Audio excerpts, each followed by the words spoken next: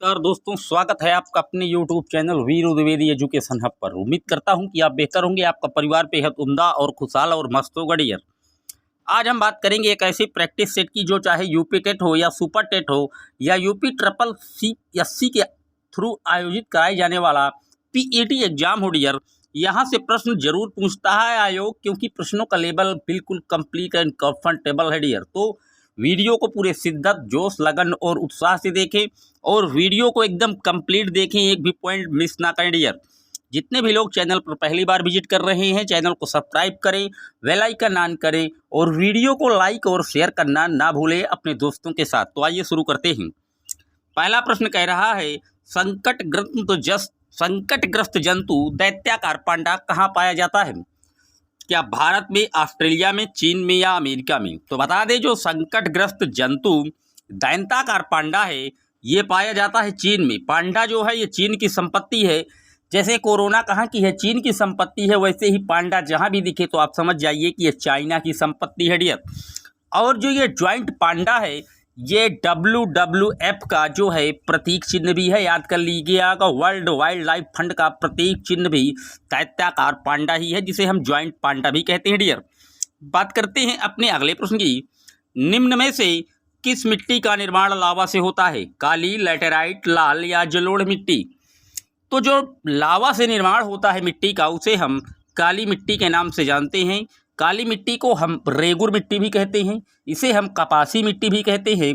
और सबसे ज़्यादा जो काली मिट्टी है डियर वो महाराष्ट्र में पाई जाती है।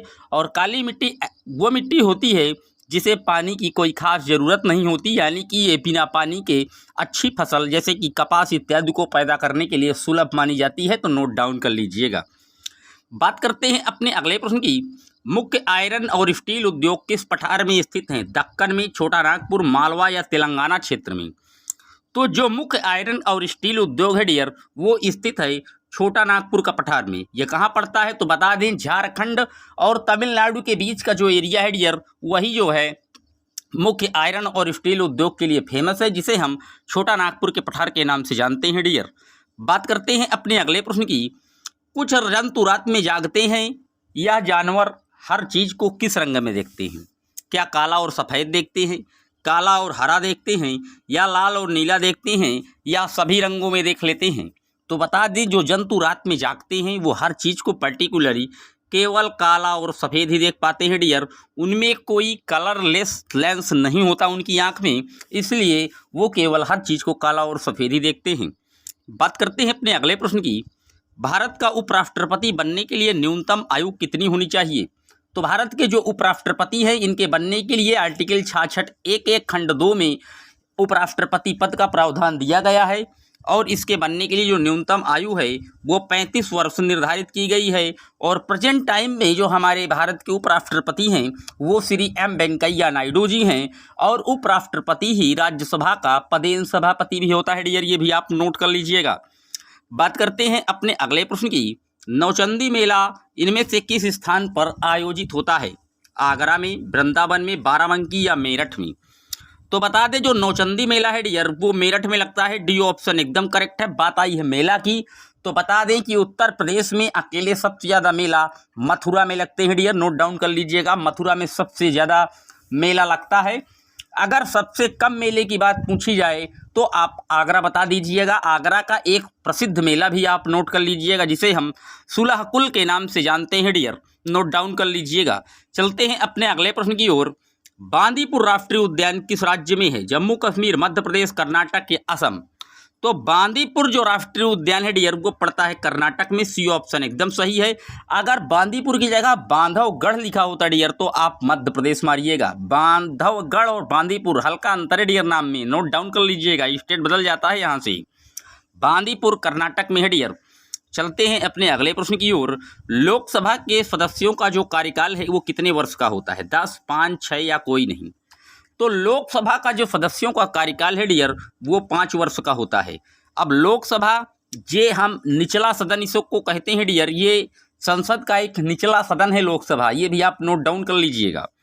बात करते हैं अपने अगले प्रश्न की। एक बालक अपने परिवार के साथ केरल जाता है, वहाँ उसे ऊंचे वृक्ष दिखाई देते हैं जो उसके गृह नगर शिमला के ऊंचे वृक्षों से भिन्न हैं। उनमें केरल से कौन से वृक्ष देखा है? क्या देवदार देख लिया, लीची, नारियल या सेब?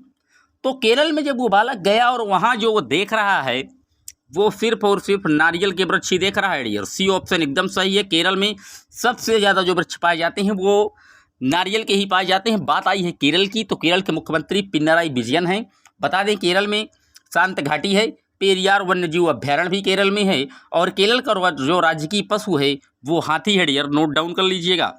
चलते हैं अपने अगले प्रश्न की ओर। भू पारिस्थितिक तंत्र में ऊर्जा का महत्वपूर्ण स्रोत क्या है? चंद्रमा, पानी, पेड़ पौधे या सूर्य? तो जो भू पारिस्थितिकी है डियर, इसमें जो ऊर्जा का सबसे बड़ा स्रोत है वो है सूर्य। डी ऑप्शन एकदम करेक्ट है। अब सूर्य जो है वो हाइड्रोजन और हीलियम से मिलकर बना हुआ है, ये भी आप नोट डाउन कर लीजिएगा। बात करते हैं अपने अगले प्रश्न की। विश्व की सबसे ऊंची पर्वत चोटी माउंट एवरेस्ट इनमें से किस देश में है? नेपाल, चीन, भारत, भूटान? तो जो माउंट एवरेस्ट है डियर वो पड़ता है नेपाल में, ए ऑप्शन एकदम सही है।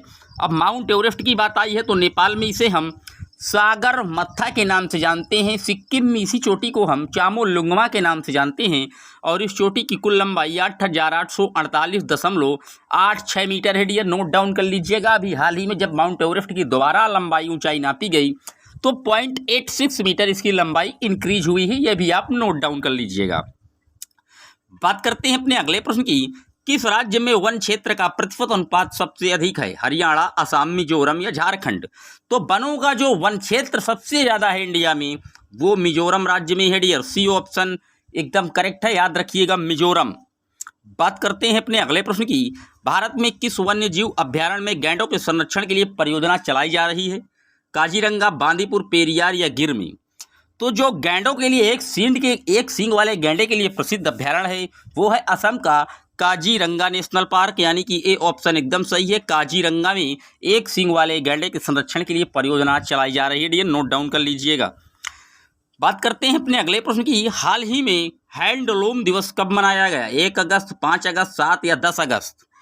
तो जो हैंडलूम दिवस है डियर उसे हम मना देते हैं 7 अगस्त को। सी ऑप्शन एकदम करेक्ट है डियर।